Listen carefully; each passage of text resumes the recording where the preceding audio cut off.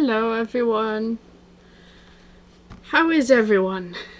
Is everyone doing good today? Let's start Katawa Shoujo again. Or that's at least how I pronounce it correctly.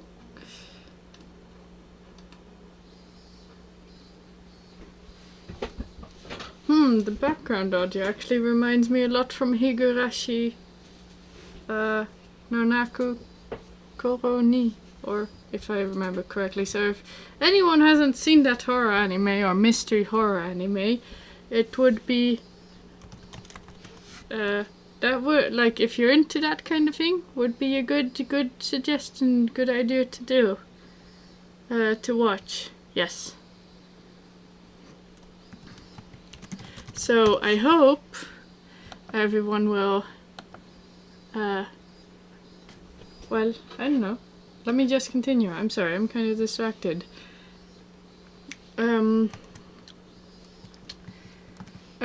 at the dorms, Rin stops in front of her mural as if lightning struck her. She had been so quiet for almost all of the walk back that I had all but forgotten she was there. It's Friday, isn't it? It's Friday, Friday, Friday. I'm sorry. Bad joke, bad combination of things. Anyways. Yes, Friday, the 8th of June. This is bad. Bad? Why? I think I'm going to go in a fetal position and throw up. Possibly in reverse order. Is something wrong? No, nothing is wrong. It's Friday and nothing is wrong yet. This mural, it's going to need to be finished by Sunday, so everything's alright. Do you have any drugs or a time machine? This is not good, not good. So she's behind her schedule. Recalling Tsuchuni's exasperation at Rin's carefree attitude several days ago, I don't know what to think. She's left herself open for a told you so unless she can pull off whatever she needs to pull off by Sunday morning.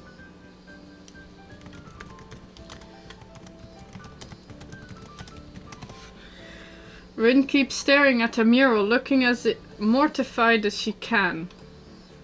Leave me, I'm going to need to work for a while. I glance at Lily, expecting her to share an incredulous look with me as I rolled my eyes, but then I realized she's not one to do that kind of thing. Leave me. We do, of course, not wanting to aggravate her any more than she already is. There is a churning bad feeling in my gut. Rin sure has a knack of making people feel worried about her. Seems like a person who should never be left alone. Maybe we should call someone. She sounded like she was going into shock or something.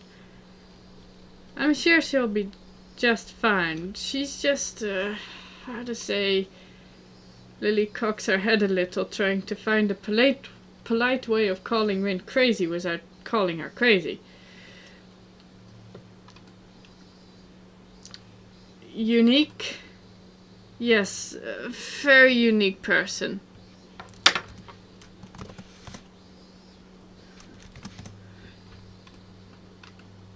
I guess you could say that. She giggles at the notion melodiously. There we go, melodiously, nodding in agreement. Sorry about leaving you stranded as you talk to her. I don't really understand her, so I keep my distance. So my guess was right. Lily offers a slight apologetic smile as if she was sorry that her own shortcomings have prevented her from becoming closer to Rin. I'm not one to blame her at all. Lily lets slip a long breath, probably a disguised yawn. I imagine she's as exhausted by all this as I am. I'd better leave now and give these to Hanako. Thank you for the company, Hisao. She smiles very sweetly at me, It feels different than normal, despite the fact that she seems to be smiling so often. I can't put my finger on what the difference is. It's just different. Relaxed, I say, but that's probably just relief over getting rid of Rin, maybe. Yeah, good night. Say hi to Hanako for me. I will. Good night.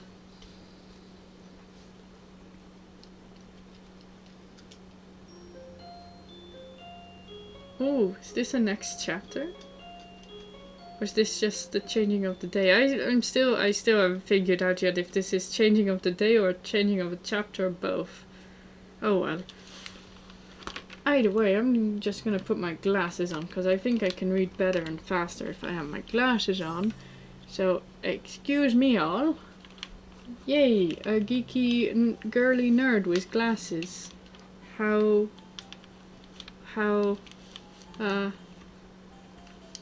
do you say it? What a surprise! Okay. The students roll into class for the Saturday morning session, each and every one of them sporting the tired eyes of people that have worked through the night.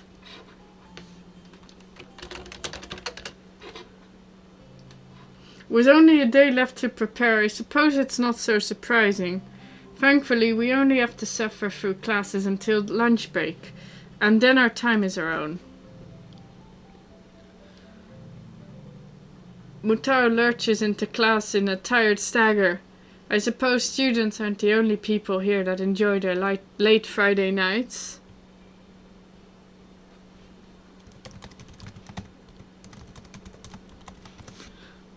Without saying a word, he scrawls some page and question numbers on the board and slumps down at his desk. It's completely atypical behavior for him, but it appears that no one in the class is going to call him out on it. Wordlessly, the students shuffle their textbooks into position and get to work. Not wanting to break the trend, I do the same. Fatigue has made the class antisocial. Not a peep is heard among the roughing papers. That can be partly attributed to the 2 empty seats beside me. For some reason, Misha and Tsutuni aren't present, probably doing council work for the festival. It's very quiet without Misha present. I wonder if she was born as rowdy as she is, or if she's making up for Tsutuni's lack of voice. Nakai, can I speak to you for a moment? I'm so engrossed in thinking about Misha that I don't even notice Mutao approaching my desk. Sure, what's this about? It's probably better if we speak outside the classroom. Something about this doesn't sound too good, but I stand up and follow him out into the hallway. Mutao stands in the hallway, scratching his head as he works out what he's trying to say. Not knowing what is going on, I wait silently. So tell me, how are things? Things? I expected Mutao to be a little vague, but this is pushing the limits.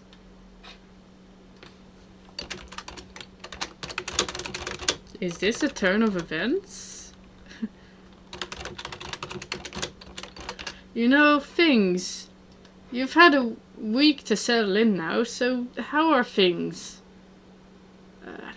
Fine, I guess. I see, and how is your condition? The pause before condition seemed a little unnecessary. Was there a pause? Oh, and how is your condition? Okay, yes. Haven't had any problems so far. Yes, you had. You were almost getting one of those heart attacks while you were walking up the frickin' road. A brief shimmer of relief passes across Mutao's face. Good. That's good. The school nurse was a little concerned that you might have been pushing yourself a bit too hard. He asked me to keep an eye on you when he couldn't. That makes sense.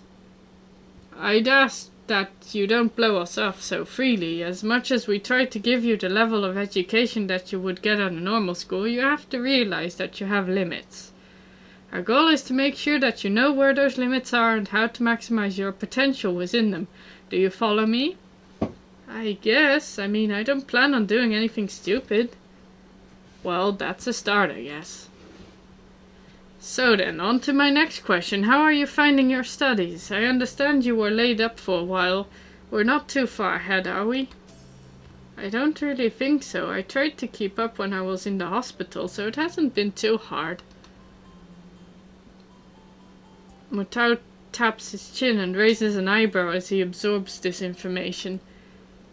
Is that so? I suppose there are still students out there that realize the importance of learning. Wouldn't go that far. Was only trying to keep myself occupied in my little life support prison. Well, yeah, you've got to keep up with these things, right? That's exactly it. One wrong move in this world and you're left behind, right? Right. Wouldn't want that to happen.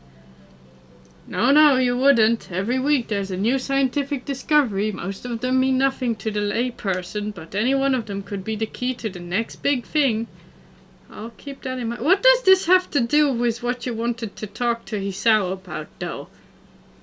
This suddenly goes on a random tangent about random things that get found out and stuff and... Okay, anyways. Oh, okay. It's obvious that Mutao's serious talk is over and he's gone back to his standard slightly scatterbrained approach to life. Yes, okay, I noticed that. I think in hindsight that God damn it, my chair is not moving how I want it to move. I want to move backwards so I can sit more comfortably. Ah, creaky chair. I think in hindsight that I prefer him this way. He's slightly more predictable in his unpredictability. Well then, I think that's all I really had to say. Let's get back inside, shall we? My relief at that suggestion is insurmountable. Sure, you're the boss, right? You're the boss, right? Yes, boys. Sorry. Mutao pauses for a moment. I pause too, sorry. I don't think any of my students have ever said that to me before. For an instant I consider replying to the... What? What do you mean? Oh, you're the boss, right? No student ever said that. Okay. Whatever. For an instant I consider replying to this, but something deep within me tells me to shut my mouth and get back into the classroom. A few of the students jump at the sound of the door, rapidly trying to pretend that they are working on questions on the board. Some don't even bother, their heads slumped on the desk as they nap. Thankfully, it would appear that Mutao does not even notice them. He returns to his desk and retrieves a scientific journal from one of the drawers. I guess I got to him there. The class returns to the near silence that Mutao and I left it in before our chat. Mixed feelings of tiredness and anticipation buzz around the room. Everyone here is either waiting for a chance to rest or the chance to get their last-minute preparations underway. The clock on the wall slowly ticks the remaining class time away. Until finally the bells cry out, ending the torment. Before you all leave, I expect the answers for those problems by Monday. The class sighs as one, instantly regretting slacking off, but still acutely aware of the more pressing issues at hand. The classroom empties in a blink as everyone rushes to the last-minute festival preparations. Yeah, by the way, I always try to make sure that I try to work as much in school as I can so I don't have to work at home or in my free time or whatnot, but okay, whatever.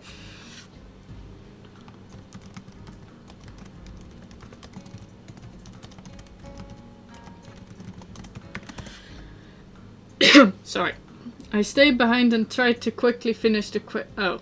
Wait, I just said that. God damn it. Sorry for being distracted, everyone. I feel very scatterbrained myself today, so I think Mutao isn't the only one.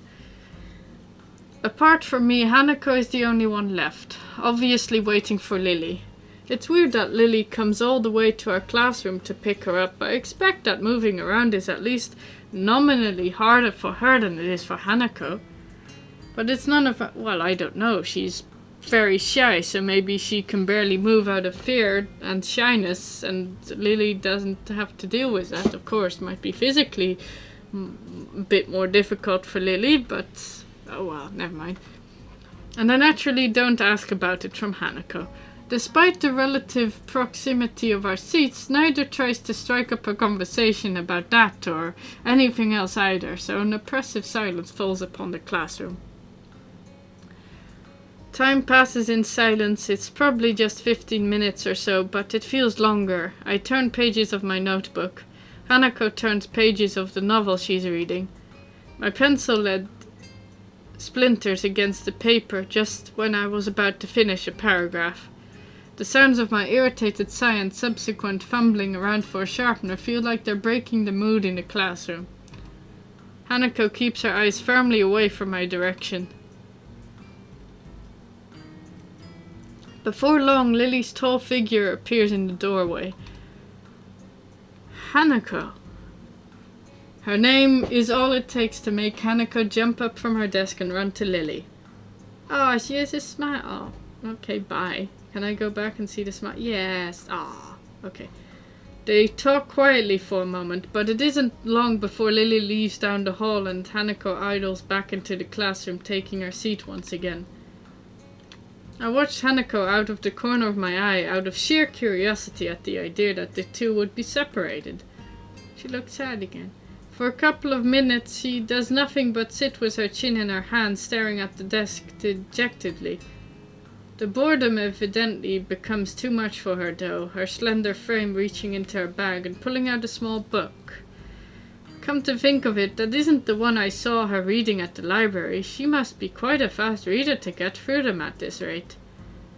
About after 10 minutes of restlessly shuffling in her seat and trying to read, Hanako closes her book and leaves too. As should I, since the assignment is all but finished and there's nothing else to do in the classroom. Not that I have anything to do anywhere else either. The school is a beehive of activity, but nobody pays me any heed. I saunter past classrooms filled with students, frantically doing this and that, buzzing around like little worker bees. You wouldn't guess the school day is over. It's a bit quiet outside, but not by much. I just see as much people outside though, but oh well. I mean, you know, never mind. People zip by left and right, hurrying as quick as they can, busy and energetic. I feel the opposite. The midday sun seems to be draining all the spirit out of my body, making it feel limp all over. Warm, soft air flows inside my shirt, feeling like a cushion. I yawn lazily, thinking about what I do. I'll drop off my books at the dorms first, and then something I haven't decided yet. Maybe Kenji is in his room. On the way to dorms, I spot Emi coming my way, running despite not having those weird running prosthetics on. I wave at her as she skips. Well, what does she have on then? Running despite not having those... You mean she has different prosthetics on? What kind... How can she has no legs, right? She should have some kind of prosthetics, or she should sit in a wheelchair, right? How can she not have... Spatters of white and green paint adorn her nose and chin respectively, but her smile is wide as it seems as it always is. She leans closer to me, amplifying the feeling she is examining me. What you doing? Nothing really. I don't have anything to do for the festival, and everyone else seems to be doing something important. That's perfect, then you can help me and Rin. Yes, good idea. Help her and Rin. With the festival preparations?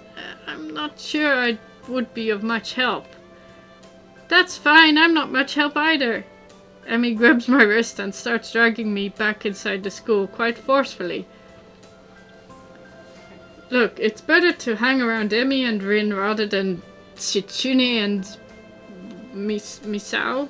Is it Misao? Yeah, 'cause damn. Oh well.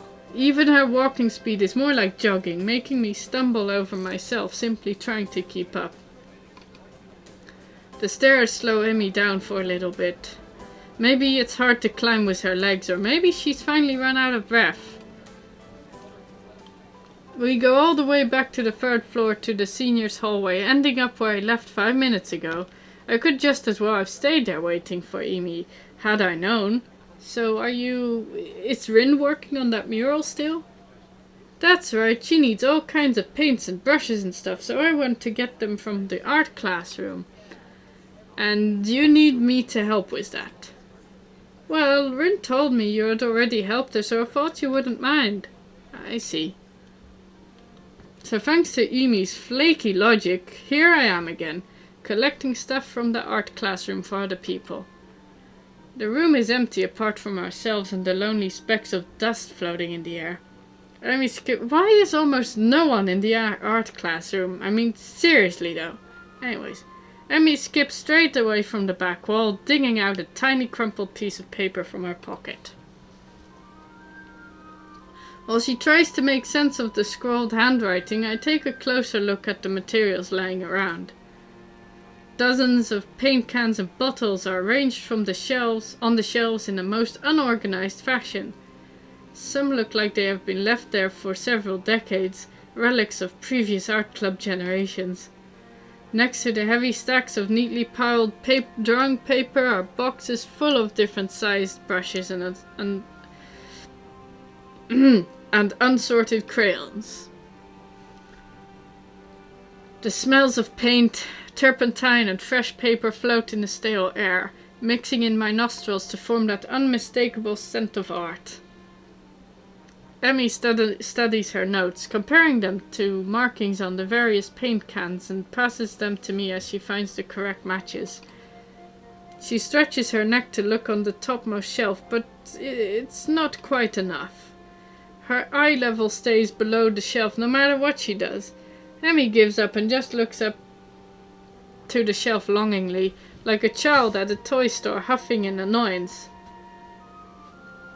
After a moment of building anger, she starts jumping up and— "Why don't you help her?" he shouts. Jeez. Jumping up and down, apparently trying to speed read the labels during the fraction of a second she can see them, and catch what she can.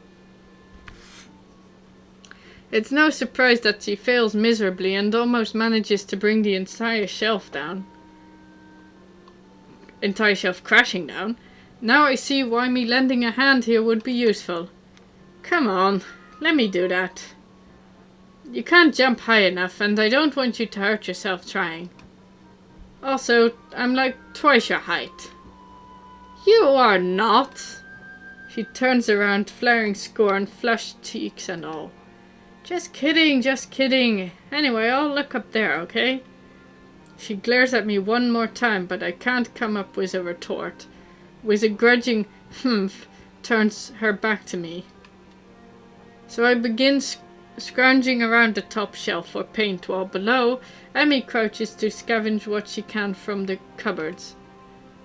I shake my head a little, after double checking to ensure she can't see me do so. Emmy having a complex about her height was a surprise. I wouldn't have joked about it otherwise. She seems easygoing, but I guess everyone has their weak spots. Only after we have almost all the items collected and spread out on a desk like a treasure hunter spoils, do I realize that it wasn't necessarily the height jab that got her riled up. She might not like to be told she can't do something, like jump. But Emmy herself seems to have forgotten all about it already. Quick to anger, quick to forgive. Is she that type of person? At least she doesn't seem to have taken anything to heart, as she chatters away happily while we pick up the rest of the items and then make our way back to Rin.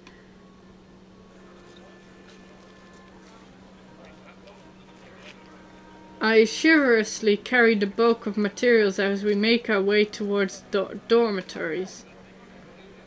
Rin is really stressed about her painting done. It's her own fault though. She should have started earlier. I agree, Amy. She going to make it? No idea. It looks good to me, but with Rin, you never know what's going on. I found her this morning lying in front of the dorm in fetal position. She hadn't slept all night. I can't believe that the night nurses hadn't found her. And now she's painting again like crazy. Yeah, I've noticed that she comes off as kinda unhinged, so to speak. Emmy giggles at that, as well as at my likely too obvious awkwardness. I don't mind it, she's just a little weird sometimes. On that I can agree with her. Unlike me, Emmy seems to be cool with Rin's whatever it is that feels so off about her. Still, they don't feel close like Misha and Setsune do. With them working as a single entity sometimes, it's hard to say where one ends and another begins. And the other begins.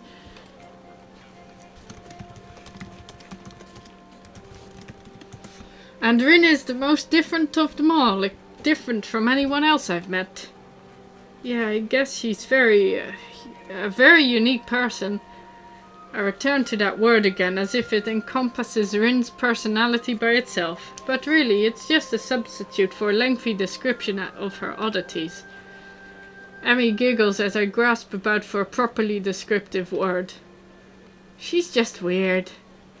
You know, earlier she just spent half an hour sitting on her box and stared at her toes.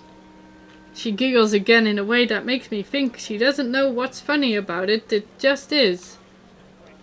All that time, whatever, all that time. The working area is a mess, but the mural itself has taken over even more of the wall since I last saw it. The disfigured human figures have been mostly colored in tones of red, pink and orange, weird imaginary things populating the spaces between. It looks nice. I can't think of any word that would describe the work consciously and comprehensively, so I settle myself on a non-descriptive nice. But honestly, it seems that the area around the wall becomes untidier at the same rate as the mural progresses. The ground is littered with dozens of paint cans, various art supplies and empty soda bottles.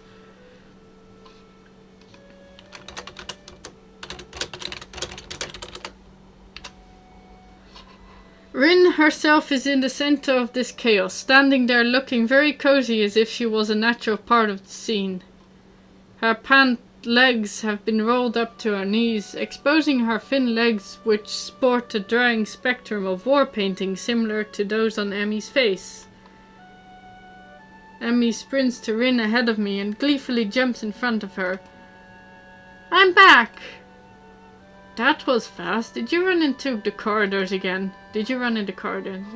Hisao, help me! Emmy points victoriously at me. Well, at least she's nice when, you help her, cause geez, Setsune and Misao can really nag about, you're not helping us enough, nah. But Emmy actually,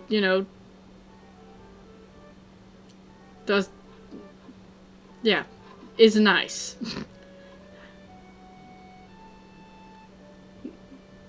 Okay. Rin turns around following Emmy's finger with her eyes, looking at my general direction.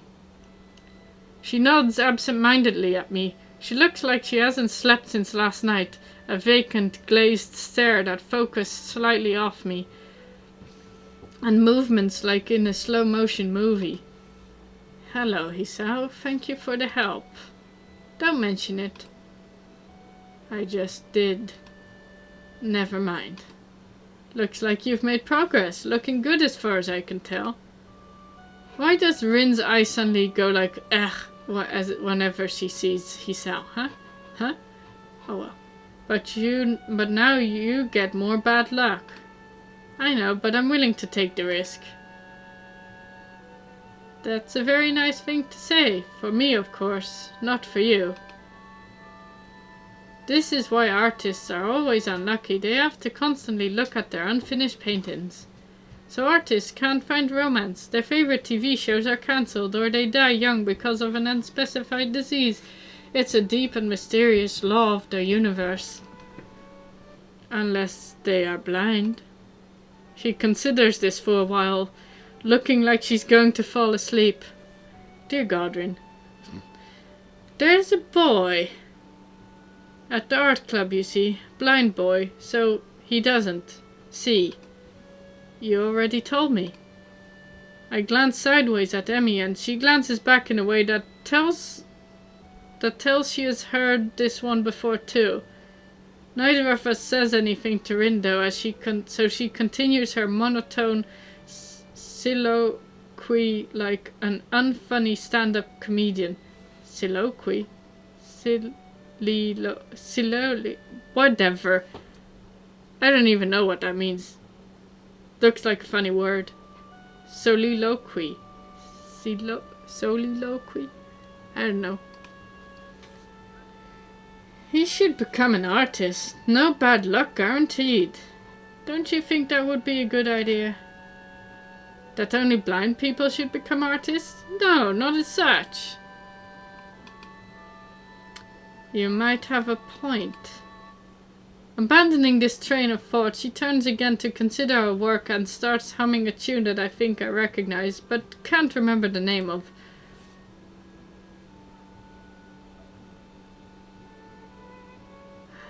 Emmy arranges the supplies we brought and moves a few paint cans around, trying to bring some organization to the scene. Emmy, I need the Prussian blue paint. The Prussian. Which one's Prussian blue? She's staring helplessly at 7 or 8 cans, each with a different tone of blue. It's the one with Prussian blue paint in it. Jeez, Rin, you're not helping at all. I look around as well, even though I don't know what Prussian blue looks like either. I wonder what blue has to do with Prussia. Or what Prussia even is. The name sounds vaguely familiar, but I can't place it. While none of the blues look more Prussian than the others, the small print on the labels is legible enough to determine that none say anything about the contents being Prussian. There's no Prussian blue here. Emmy heaves a sigh. I guess I have to go back and get some. I promised to help out with our class project though, so I'll be back a bit later. Can you manage without it for a few hours? Rin nods, and so Emmy leaves. I stay because I like watching Rin paint and because I have nothing better to do. I sit on a box and pick up today's book from my bag. It's a story about 3 guys drinking beer for 2 weeks straight and doing little else. Well, that book doesn't really sound good. Anyways, Rin moves from the spot that was in need of the blue and starts slowly working on another. Her foot works as the brush steadily Nothing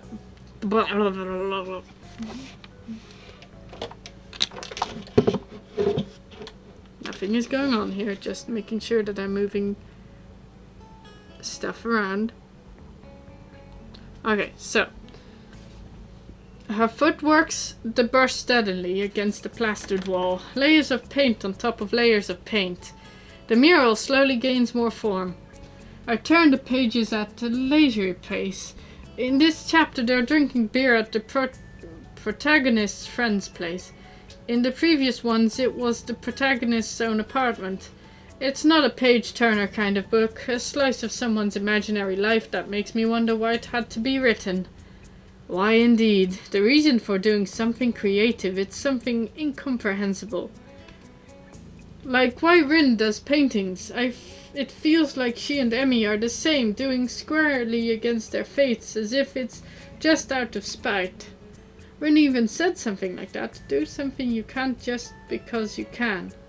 Do something you can't just because you can. Oh, right, okay. Is that what she meant? Is that her reason? It might be Emmy's. She comes off quite as a headstrong person. Rin doesn't give off that kind of an air. Thinking about it, she doesn't give off any kind of air. Or maybe a different kind every time I talk with her. Why did she say what she said?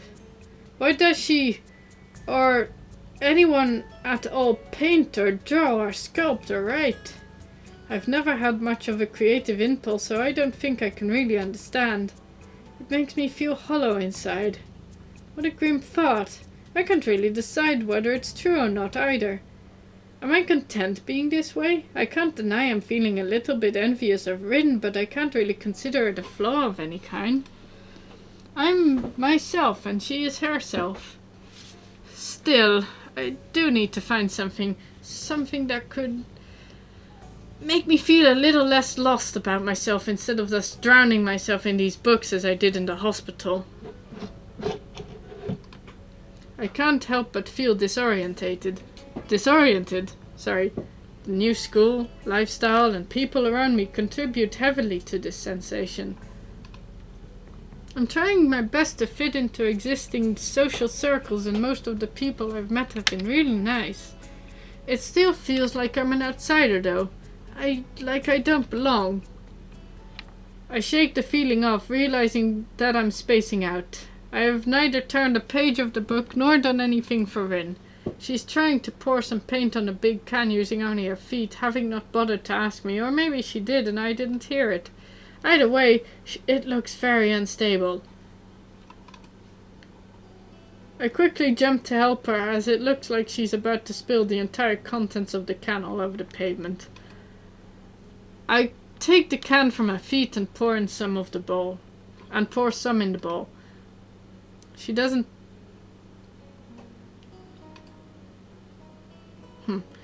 say anything, and neither do I. I catch a glimpse of her eyes looking silently at me from under unkept bangs. It's an unreadable expression, a perfect poker face mixed with a hint of something like a mild surprise. I wonder what she's thinking. Maybe she's wondering what I'm thinking about. Maybe nothing. A penny for your thoughts. Do you have any pennies with you? I don't think I do. Then I don't think I will tell. I'm not thinking anything either, so you're in luck. Except now I just did. She frowns, looking very unsatisfied. It's hard not to think about anything, but it's important. I'm about to ask why it's important when some old guy walks up to us, looking like he has some business with Rin. Oh God, what? What? Who is this? Who is this? Stretch. I'm sorry. I need to stretch. There we go. Good afternoon. How's it going? I can make it. Rin doesn't take her eyes off the wall and responds so naturally that I can only assume they know each other. I haven't seen the man before, so I naturally wonder who he might be. Maybe a teacher? His hair has faded to a silvery grey. So much so that it looks artificially dyed. I hope that's not the case. Small round glasses hang on the bridge of his nose, but it appears he's constantly looking over the lenses rather than through them. He's studying the mirror intently over said glasses. Good. What bold composition you have here. He moves to inspect the mural closer, talking to himself about it in a way that makes it obvious he wants us to hear it too. Very good indeed. I don't really know what to make of it, but Rin doesn't seem to care much. She's looking around her working space, the various bowls of different tones scattered all over. Hisao? A little more of this. Give me a second. I pour a 50-50 mix of two paints into the bowl to create more of the same pale pink tone Rin was using to fill up the shape of the man's face. Rin watches me doing so, which makes me feel nervous somehow. Her face is so unassuming that it feels she's just waiting for me to do something wrong. The man turns to reckon me as well, looking surprised as if he noticed my presence only just now. Maybe he did. Why, hello there. Who might you be? I'm a transfer student to class 3-3, Hisao Nakai. Nice to meet you. Mutao's class, eh? Well, I won't hold that against you. He laughs very loudly, obnoxiously loudly. A few small birds take flight from a nearby tree. I'm Shinichi Nomiya, the art teacher. So this is the art teacher. In retrospect, should have guessed that much. He even looks like one as far as impressions go. What? Okay, well, whatever. How did you come to end up assisting my protege? Wish I knew.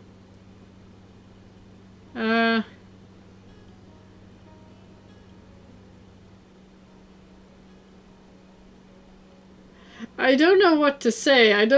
I thought I wanted to be stuck in the art club, but in this, game, but considering how things are going, I'm not sure if I actually want to be stuck in the art club with them, but maybe I can figure out more about Rin and see how that goes, so maybe I'll get closer to Emi in some way like so.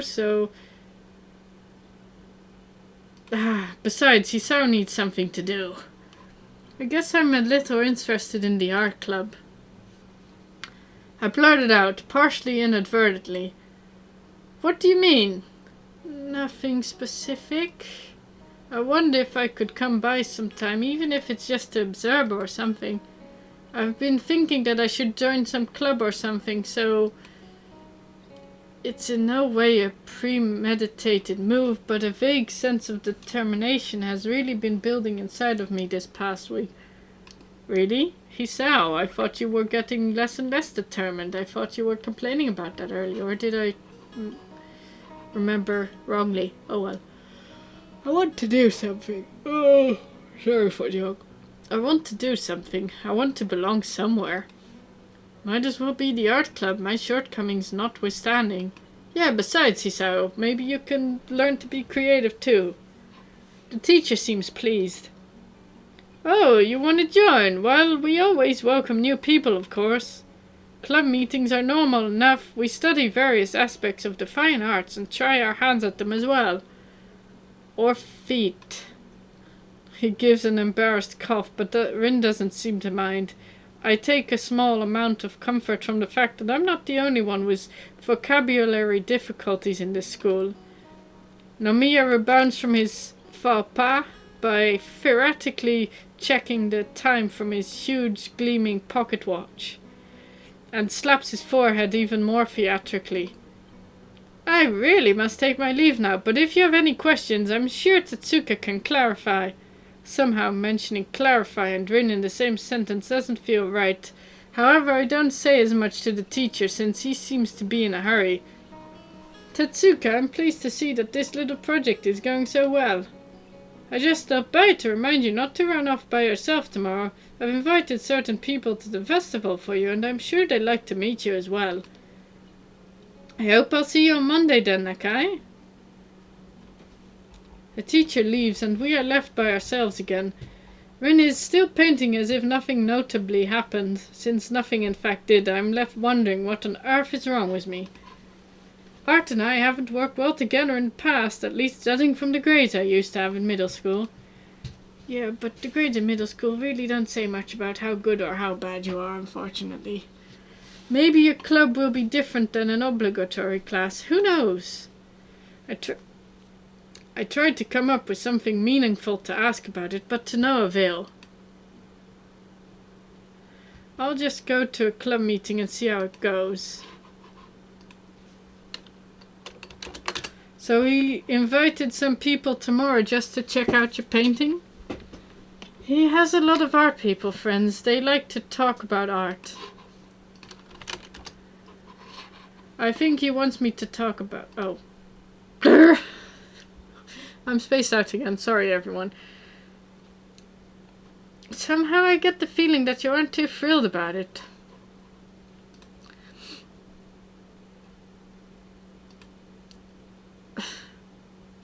Rin shrugs non-committingly. but it still gives an impression of her general displeasure at the idea of having to discuss her painting or any painting with other people. I don't really like talking about art. It is already a way to talk without talking, so why bother talking about it? I can understand that. It's like being bored and talking about being bored because you're bored. I'm not following you. I so follow her. And why don't you suddenly follow her? You just said that you can understand that, and she basically tries to say something similar that he saw. Have you ever talked about being bored? It's pointless and not very exciting. All you can really say about it is, I'm so bored. I once spent a week trying to think of something meaningful to say about boredness. It was the most boring week I've ever had. But it's pretty fitting, don't you think? Rin gives me a look, the laconic kind that looks like it doesn't mean anything, but it does. Anyway, I don't know, but I guess I just rarely can come up with anything to say about art. I mean, like this one you're doing now. I have no idea what to think about it, except that it looks nice. What is this painting about? It's about nothing at all. Oh wait, it's not about anything at all.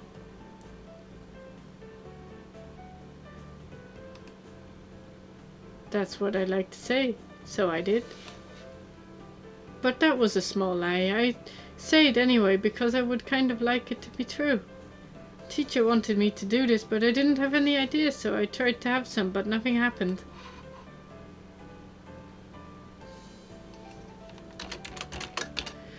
So now this is a painting without any ideas. But what are you painting then?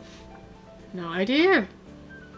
Come to think of it, I think I'll call this no idea. Ah, now I started thinking again. This is bad. She shakes her head vigorously for a while, trying to shake thinking out of her head. That amber red hair flies wildly around. This is when I kinda like Rin. She seems to be a bit more concentrated on what the hell is going on. This is why I had Emmy help me. She makes it easy not to think about anything. You know, how she just talks and talks and talks about nothing for hours. It's like her head is made of bubblegum foam bath jelly. You are kind of the same, but not really. It's very helpful if you stay here.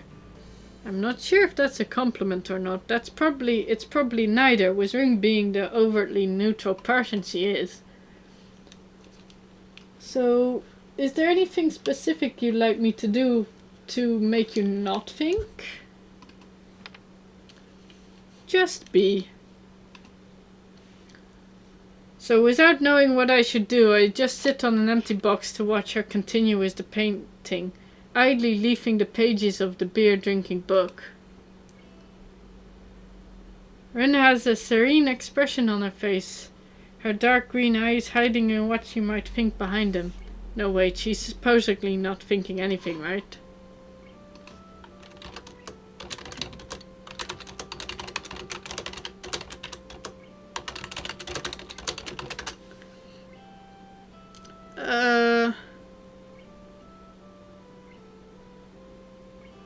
She quietly hums to a tune, interrupting every now and then with polite requests for more paint or another kind of brush. Her concentration is admirable, even though she seems to be sleep-deprived and under pressure to finish the job. Inch by inch, the painting gains more form, details being added on top of details, colors entwining with each other, filling the empty spaces, growing on top of each other.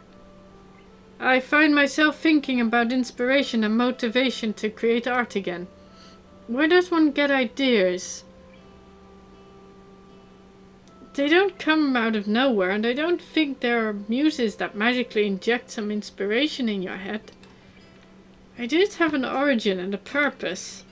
The more I think about it, the more I'm convinced that Rin is lying about her mural, or at least twisting the truth. Maybe she doesn't even realize it herself. You can't do anything creative without having an... Yeah, well, actually, you kinda can. Oh well. You can... Without having an idea of what you're going to create, that would go against the definition. No, not really. Every stroke must be decided to be drawn, even if it's made at random, then that, too, is a conscious decision. Oh dear, paradoxes!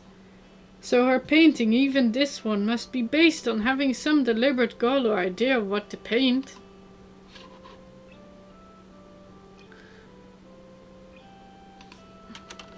If Rin's idea is to have no idea, she says, does that count as having an idea? A logical paradox? See, told you! Sorry.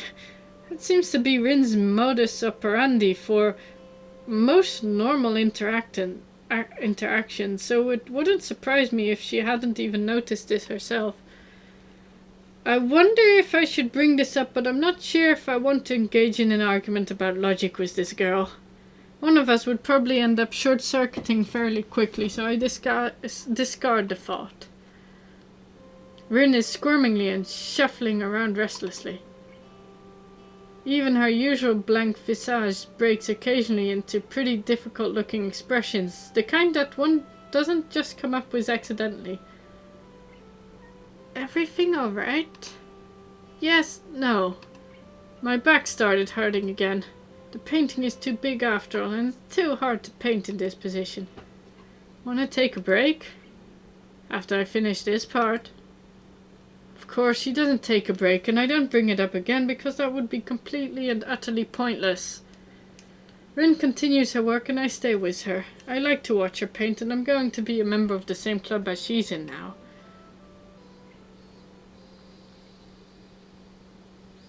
I think I'm almost gonna stop this episode soon, so be prepared. Anyways, this episode of Katawa Shoujo. When she declares the mural to be finished, it's already so dark that I have no idea how she can tell.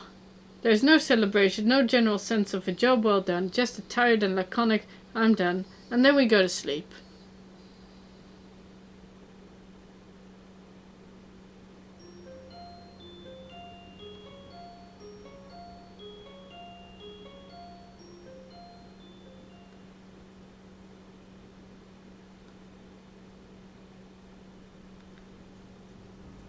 Alright.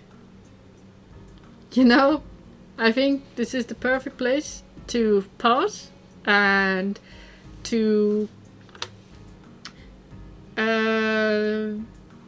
see you next time. Yes. And I wonder how many of you will get upset that I'm just so close to chapter 2. So close. Oh my god, I'm so close to chapter 2. But, you know what? That's gonna be a nice cliffhanger for you all. So, see you soon. See you very, very soon. Hope you enjoyed watching. Goodbye.